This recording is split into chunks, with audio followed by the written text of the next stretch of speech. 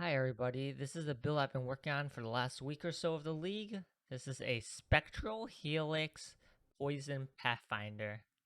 It's a very fast map clearing build that uses Spectral Helix to poison Prolif with the Pathfinder. It's also a very tanky. We have 5k HP, 1k ward with the dodge, Wind Dancer, Fortify, and endurance charges with the Mortal Call. This build can do all content in all map mods currently. It also does not piano flash since we're Pathfinder. We only need to press flash 1 and 2 mostly. 3, 4, 5 are basically automated and you need to press it just once at the beginning of a map. This build can also do bosses with some investment, around 15 exalts in.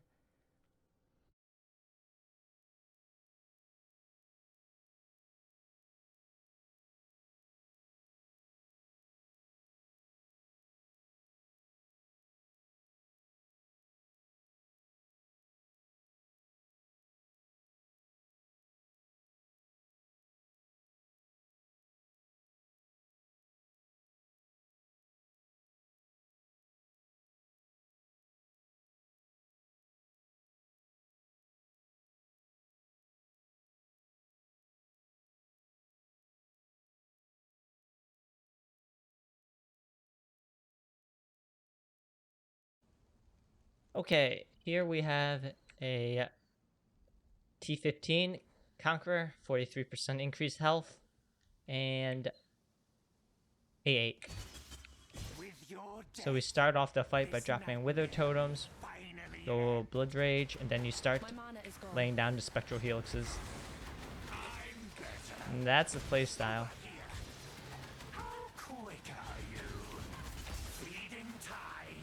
And he's dead. Alright everybody, let's go over the playstyle and gem links for this build. For playstyle, we mostly use Whirling Blades as our movement. We also have a Flame Dash to go over cliffs. We use a Plague Bear as our secondary skill for damage. And Spectral Helix as our main damage dealer. We usually fight in melee range, but for dangerous things you can back off and use a range attack. We also have Wither Totems for bosses. For our helmet, I have a Mortal Call, cast when damage taken, a Volgrace, and increased duration for our defensive setup, and Volgrace for prepping for bosses or when you get chunked. In our weapon, we have a Plague Bear, a Divergent one, which increases our damage over time multiplier while it's infecting, Blood Rage, and increased area effects. It can also be in power if you would like. As far as auras, in our other weapon, we have Flesh and Stone, Herald of Agony, and Malevolence. Our main link is Spectral Helix, Void Manipulation, Vicious Proj, Deadly Ailments, Unbound Ailments, and added chaos damage. You can also switch to Nightblade to get elusive on crit for clear if your 5 link is strong enough. There's also Awakened Swift Affliction, which you can replace Unbound Ailments with. This is useful for fights like Sirius, Chimera, and Uber Elder, where you don't have that much uptime on the poisons because the enemy boss will go immune and your poisons will drop off, so Swift Affliction will actually add more damage. As far as our gloves, we have Spell Totem, Wither, Faster Casting, and multi-totem support. In our boots, we have Precision because I needed it for accuracy, Fortify with the Whirling Blades, and Flame Dash for our travel skills. Alright, let's go after the gear.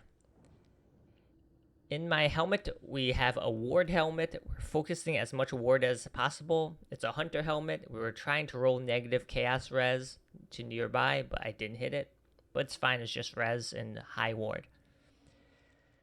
As far as the chest goes, you want extra curse, life, and just generic res. Anything else is fine. As far as the weapon goes, the best base is a Void Claw. You're really looking for damage over time multiplier with poison inflicted with this weapon. That's the main mod you want. The next two mods you want is Flat Chaos and Attack Speed. Everything else is extra. For the shield, I opted for a socketed gems have reduced mana reservation and life resist evasion. That combined with my malevolence here, reduced reservation, allows us to add flesh and stone to the build for blind. Otherwise, I suggest you get blind on attack somewhere on the build. There's also chaos damage over time multiplier for the amulet and life. As far as the rings are concerned, you want one despair on hit ring, life, resist. The other ring is our accuracy ring, life, and resist. We also have 2 minus mana bench crafts just for quality of life. The boots are also ward, life, and movement speed. The suffixes are just some resist. We have avoid ailments. Currently, the build has 88% shock and ignite avoidance, but you can get 10% from harvest jewels to fill out the rest. Our gloves our night grip gloves, the new unique. They make it so that a portion of our ward will turn into chaos damage. This is actually a lot. This is about like 25% of the build's damage. It also has a temporal change curse, which makes poisons last longer and slows enemies down. As far as our flasks go, we have bubbling for corrupted blood. We're using a elixir unbroken circle. This gives us endurance charges and extra ward, which equals damage because of the gloves. We also have a quick quartz flask with attack speed, or rot glut, which changes frenzy charges into onslaught. This should have 100% uptime mapping. And we finally have a taste of hate. We are only using the fizz damage taken as hold. The fizz as extra doesn't affect us because we have void manipulation here. This makes us very tanky, and all our utility flasks are reused at end of flask effect. So for the quartz, rot glut, and taste of hate, you should have close to 100% uptime. This is 100% uptime. These two are like 90 something.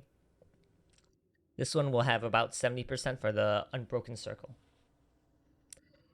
Our main defenses are Fortify, Wind Dancer, the Ward, which we have 1,000 of when the flask is up, and Ailment Immunity. We also have a decent amount of dodge. With the flask up, we should be 48% attack and 38% spell dodge.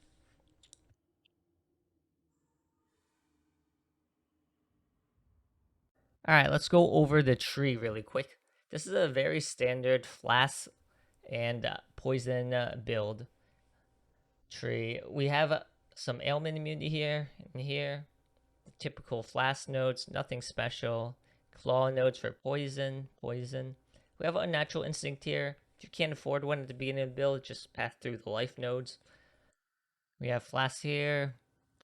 And we have the claw nodes. Everything else here is very typical, nothing special. As far as the cluster jewels go, we're aiming for a claw 12% large cluster. You want, as far as nobles, martial prowess, feed the fury, and feel the fight. We should always be leeching mana, so we should get the bust from leech. As far as medium clusters goes, we have chaos damage over time. You want circling oblivion and steady torment. We have a eternal suffering and low tolerance. This one's only for clear. For bossing, I would double up on this one. We also have 2 fettles at the end, just for more health. As far as the jewels, we are using that unnatural instinct, like I said. And we also have a Watcher's Eye for malevolence. The jewels and cluster jewels are probably around 20x total as far as cost. Mostly in the Watcher's Eye, which is 12 to around 12 exalts at least when I bought it. This large cluster is probably around 3x. The fettles and the medium clusters are maybe 1x total each. And the unnatural instinct, I think it's around 3 or 4. So around 20x, mostly in the jewels. As far as my gear goes, I probably spent 10 Exalts. The belt, the weapon we self-crafted, so probably around like 5x each if you had to buy them. And that's pretty much it. I'll leave you with a kill of Sirius at the end of the video. Thanks for watching, everybody. Dropping Spectral Helixes so we can front load some damage.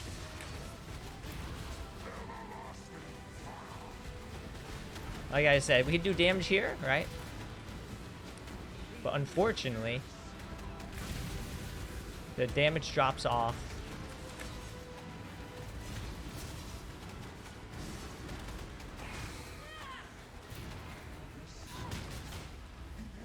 Just like here, the poisons are dropping off also right here during this phase.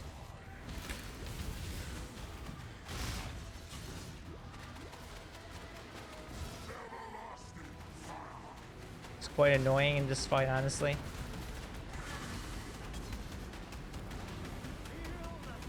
Look at Vol Grace here. He's not in a good spot.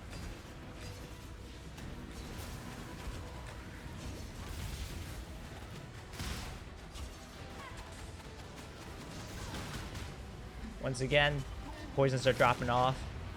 Yeah, for fights with this, where there's an immunity phase for the boss, it's quite annoying.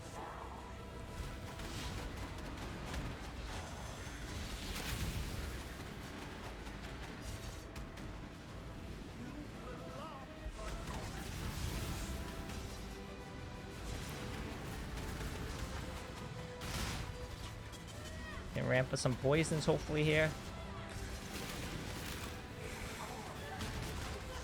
Nope. Once again, immunity phases. We still have the damage and we're quite tanky. You saw us get hit by a Dive Beam for a bit. We tanked it.